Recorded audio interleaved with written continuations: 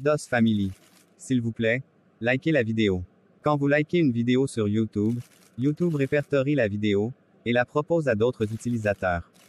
Du coup, mes vidéos sont propulsées dans les suggestions et recommandations par YouTube. Donc s'il vous plaît, likez mes vidéos, commentez-les. Surtout likez, j'insiste et je persiste. Likez même avant de regarder. Ça ne vous coûte absolument rien de liker. C'est aussi ça le soutien. Merci, et je vous aime. Communiqué de presse même est étonné.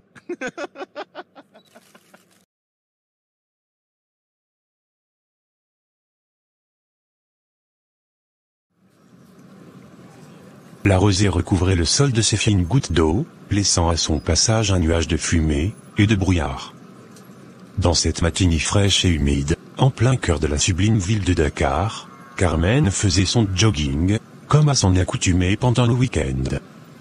Sa tenue déjà trempée par la sueur couplée par la rosée, elle jonchait les rues de cette belle capitale du pays, plus précisément dans le quartier .E, où elle allait courir avec les adeptes du sport matinal, qui s'adonnaient à cette activité aux aurores. Elle achemina sa course devant un appartement. Une fois devant la porte, elle sortit une clé, et ouvrit la porte. Carmen traversa le salon, et se rendit dans la première chambre, qu'elle ouvrit discrètement sans faire de bruit. Sur le lit qui s'y trouvait, un homme y était couché, bien emballé dans son drap. La forte climatisation avait refroidi la pièce, devenue glaciale. Carmen avança tout doucement, et se pencha pour lui donner un baiser sur la bouche, suscitant ainsi le réveil de ce bel étalon. Le jeune homme ouvrit les yeux, en se frottant le visage, pour mieux se réveiller. Il sourit lorsqu'il vit sa perturbatrice. « Hey bébé, qu'est-ce que tu fais là ? Je suis de passage. Je faisais mon sport. Je t'ai déjà interdit d'en faire autant. Tu veux perdre du poids ou quoi ? J'adore tes formes comme ça. Je sais chérie. Mais je le fais juste pour garder la forme, et déstresser aussi. Mais pourquoi veux-tu déstresser ? As-tu un souci ? Djibril, tu es sans ignorer que c'est demain que nous allons annoncer à nos deux familles que nous allons nous marier. Il y a donc de quoi stresser, tu ne crois pas ? Tu n'as pas tort ma chérie.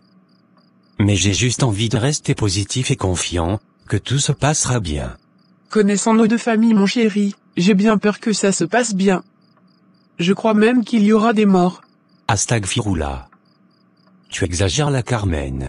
C'est vrai que mon père sera choqué d'apprendre que je veux épouser une chrétienne, alors que c'est interdit dans notre famille, mais je saurai le convaincre. Sans oublier le fait que c'est le plus grand concurrent de mon père.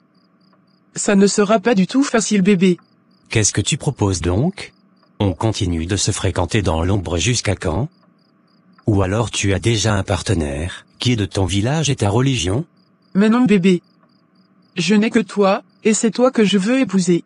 Mais nos différences religieuses vont nous poser des problèmes, je le sais. Et je sais que tu le sais également. C'est un fait. Oui, mais raison pour laquelle nous devons rester soudés, et amener nos familles à accepter notre décision. Je t'aime Carmen. Et je ferai tout, pour que tu viennes t'installer ici après le mariage. J'ai pris un grand appartement pour nous, et nos futurs enfants. Ce n'est que toi que j'attends à présent. Merci mon cœur. Si je n'étais pas mouillé, je t'aurais embrassé langoureusement, et peut-être faire autre chose. Tu vois un peu ? Mais les toilettes sont là bébé. Va prendre une douche, et viens me réchauffer un peu s'il te plaît. Et je dirais quoi à mon père, s'il me voit revenir du sport toute propre ? Ah décidément il est urgent que nous soyons libres. Je n'en peux plus des restrictions de nos parents. Je vais quand même te préparer ton petit déjeuner avant de partir. Car tu dois bien te nourrir. Tu es trop mince pour un homme. Je suis mannequin, et tu m'aimes comme ça. Bien sûr mon lapin. Je t'aime. Allez j'y vais maintenant. Lève-toi, tu fais ton ablution, et tu pries. Il est déjà 6 heures voyons. Et retrouve-moi à la cuisine quand tu auras fini. D'accord. Djibril Ndiaye est un brillant homme de 35 ans, de religion musulmane, et qui vit seul pour l'instant. Il est le cadet d'une fratrie de 3. Monsieur Boucar Ndiaye, son père, est l'un des plus grands agriculteurs de la région. Et Djibril, son deuxième fils, est sa main droite. celui qui le succède dans ses activités professionnelles. Djibril est le directeur de la société bananeraie de son père, implantée dans la ville de Touba, où il possède des centaines d'hectares de terres agricoles. Monsieur Boukardiaï est un grand exportateur de bananes dans le pays en général, et dans le monde entier en particulier. Il exporte également du blé, qu'il cultive dans ses plantations, des oignons, et d'autres denrées alimentaires. À côté de sa passion pour l'agriculture, il possède un troupeau de bœufs et moutons, qu'il commercialise dans le nord, ou l'extrême nord, et la plupart du temps au Mali, et au Burkina Faso.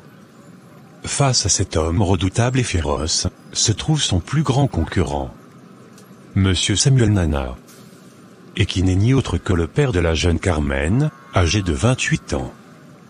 Carmen est l'aînée de sa famille.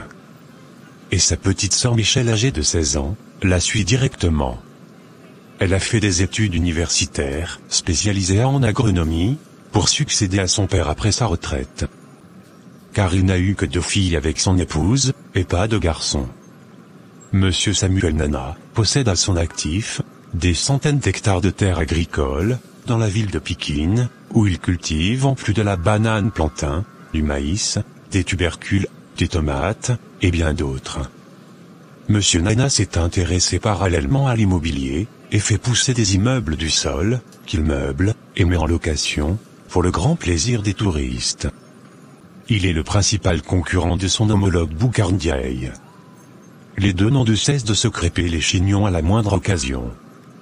La ville de l'Ouest est avertie sur ces 2 hommes d'affaires, qui font le plus souvent la une des journaux à scandale, à la suite d'une dispute sur un plateau de télé, ou lors d'une réunion avec les agriculteurs à tourner au vinaigre.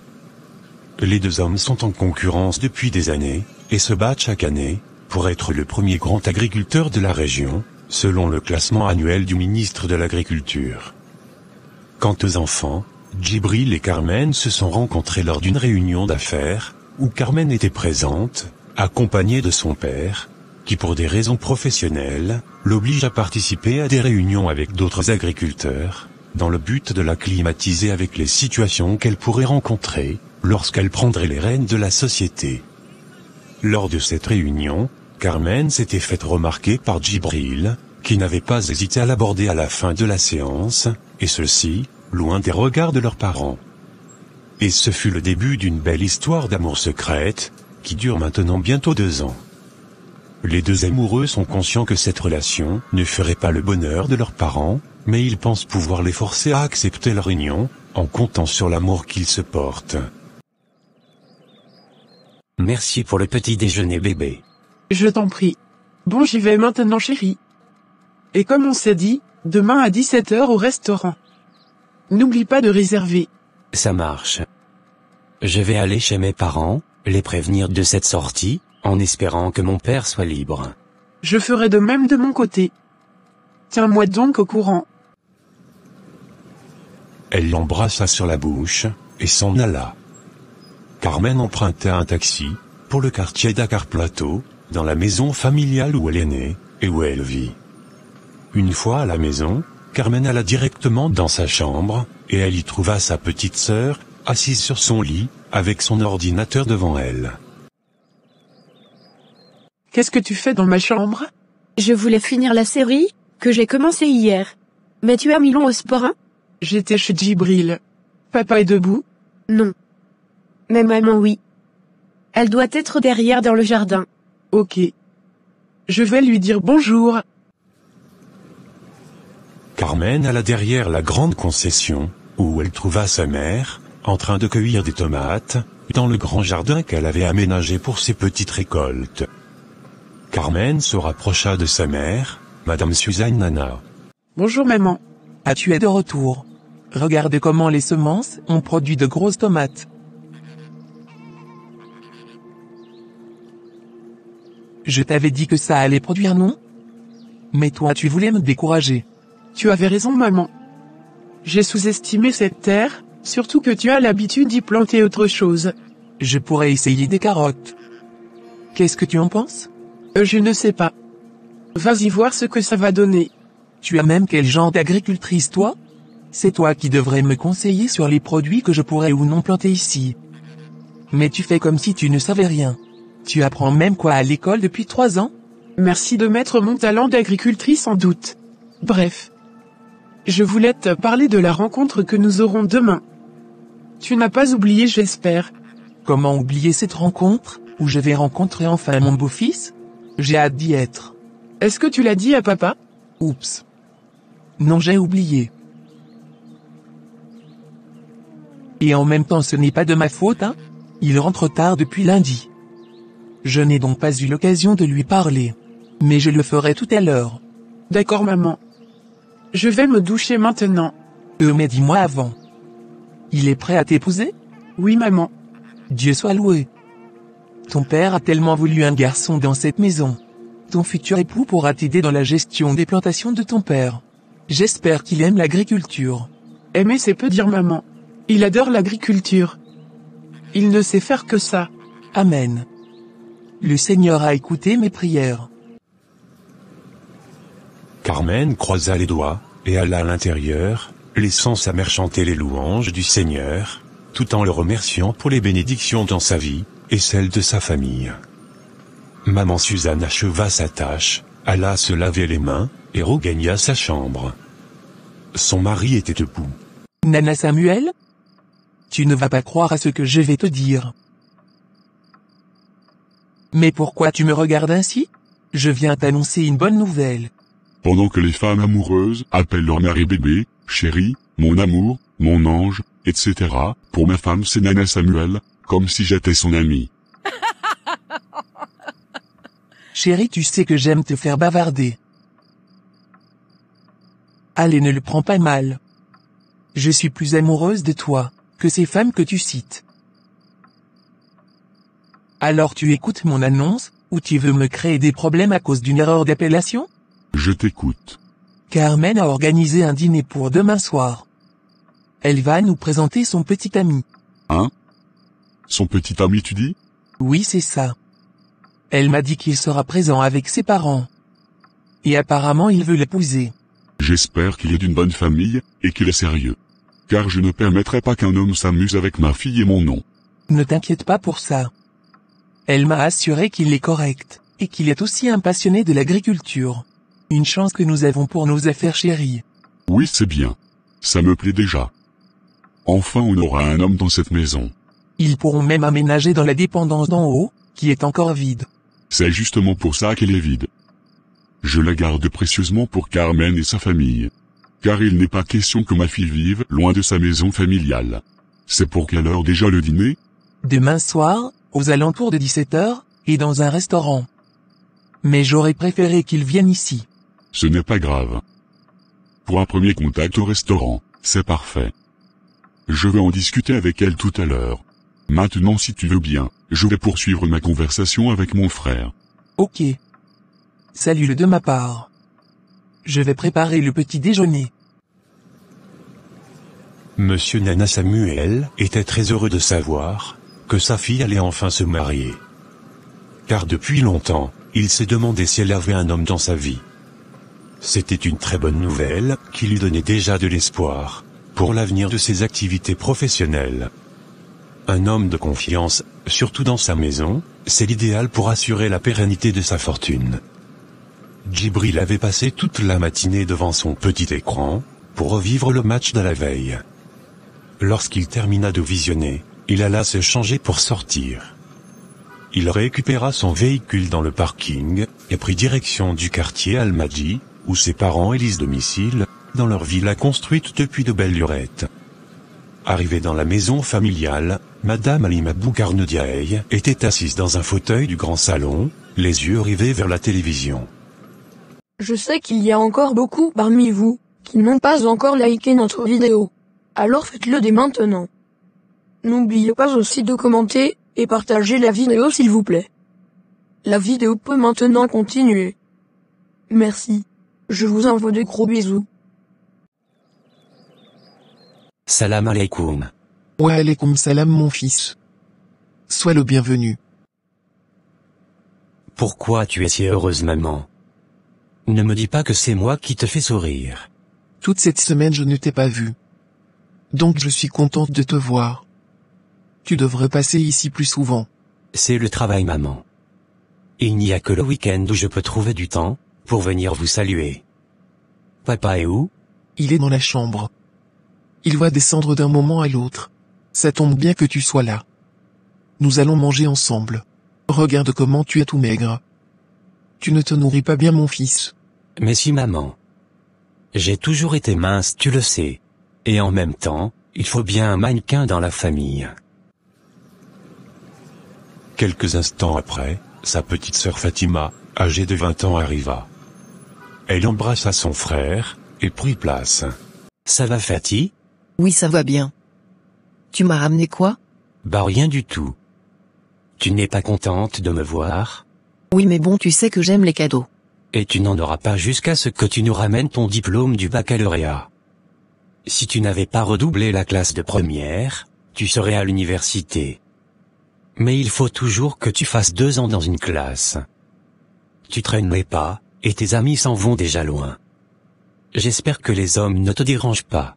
Je suis fatiguée d'entendre le même discours tous les jours. Même si je vais doucement, je vais finir par arriver. Car c'est l'arrivée qui compte. Et non. Je ne fréquente pas les garçons. Tant mieux alors. Sinon tu me connais. Tu me connais très bien. Je ne suis pas papa et maman. Tu n'as donc pas intérêt à déshonorer notre famille. Mais voilà un très bon sujet que tu soulèves, grand frère.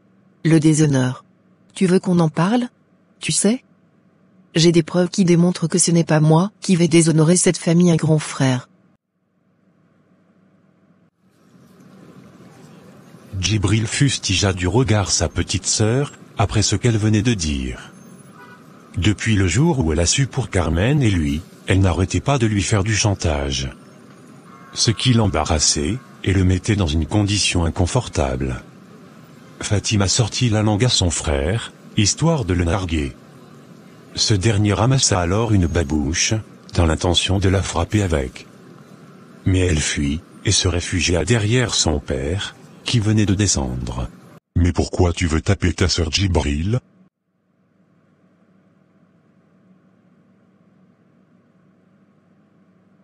Elle me provoque. Bonsoir papa. Salam. Comment tu vas papa? Alhamdoulilah. Et toi? Ça va. Allah nous garde. Et les affaires? Je ne suis pas venu au bureau depuis 2 semaines. J'espère que tout se passe bien. Très bien papa. Je contrôle tout, ne t'inquiète pas. Tu peux continuer tes congés, et même les prolonger si tu veux. Allez Fatih, viens avec moi. On va servir le repas. D'accord maman. Merci maman. C'est très bon le repas. Je peux te donner un peu à emporter si tu veux. Oui, très bonne idée. Merci. En passant papa, je voulais vous informer que demain, je vous invite tous les 2 au restaurant. Au restaurant? Mais pourquoi faire? En fait papa, je veux vous présenter la femme que je compte épouser. Hein? Machallah, quelle bonne nouvelle. Merci Allah. Merci d'avoir écouté mes prières. Aïe aïe aïe. Ça va chauffer. Ferme ta bouche. C'est une très bonne nouvelle mon fils. Enfin tu vas te marier. Tu as déjà l'âge, limite dépassé même pour fonder une famille. Si tu avais accepté la fille de mon ami Mamadou, tu serais déjà marié depuis. Mais non. Tu voulais une femme de ton choix, que tu connais, et que tu aimes. À la modernisation est vraiment venue tout gâcher dans nos coutumes. Mais je suis content de cette décision. Merci papa. Mais pourquoi l'inviter au restaurant pour la rencontrer? Pourquoi pas ici à la maison? C'est parce qu'elle sera avec ses parents. Et pour un premier tête-à-tête, j'ai voulu que ça soit au restaurant. Mais après ça va changer, lorsque les 2 familles seront d'accord. D'accord mon fils. C'est toi qui vois. Sinon moi je suis très contente. Son père est d'où déjà?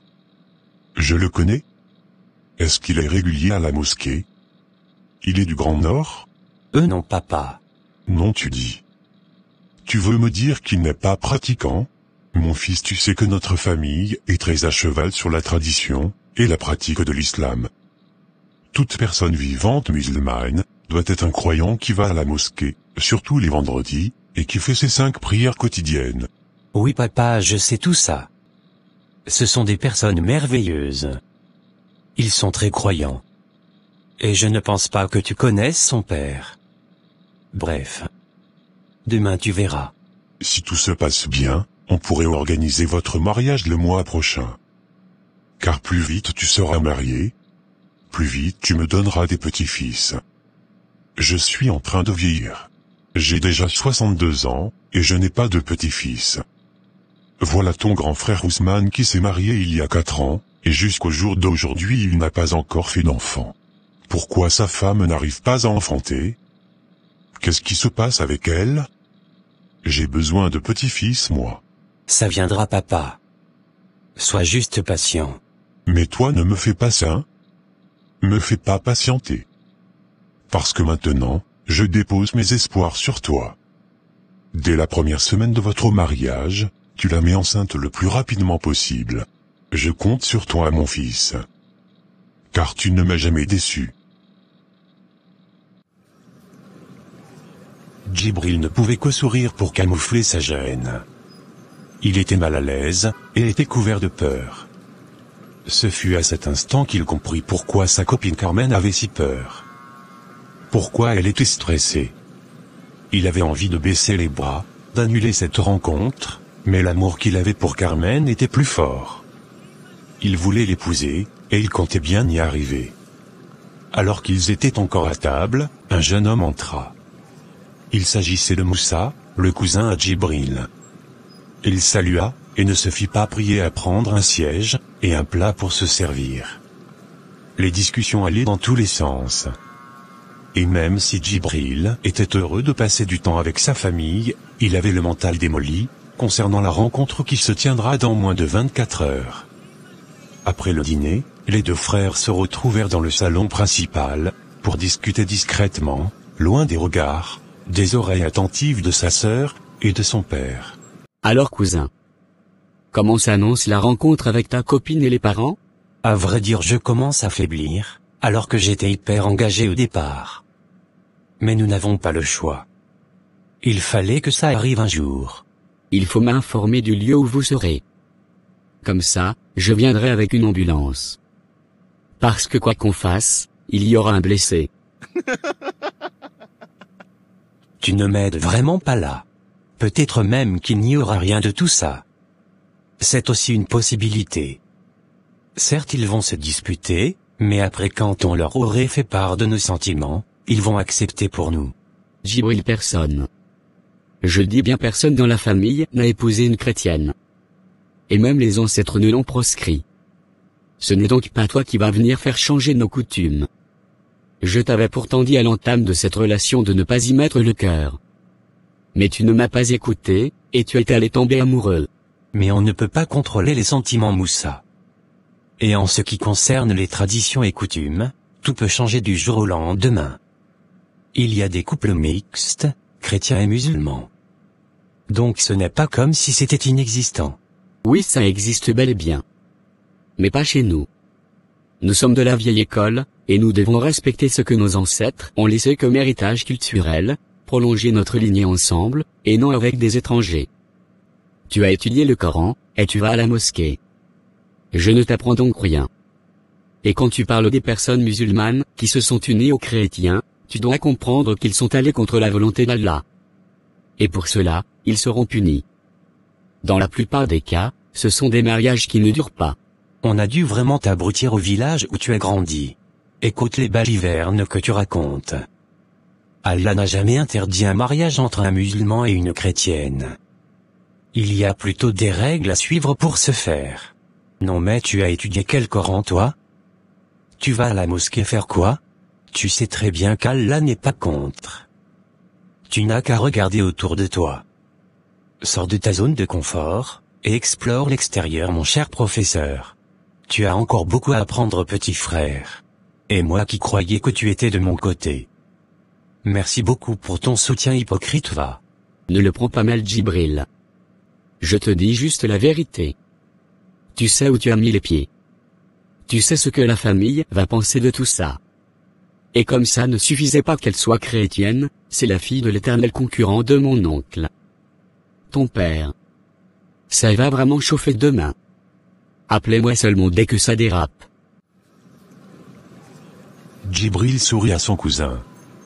Il savait qu'il y avait un peu de vérité dans ses dires, notamment sur la rivalité qui existait depuis des années entre les deux hommes d'affaires.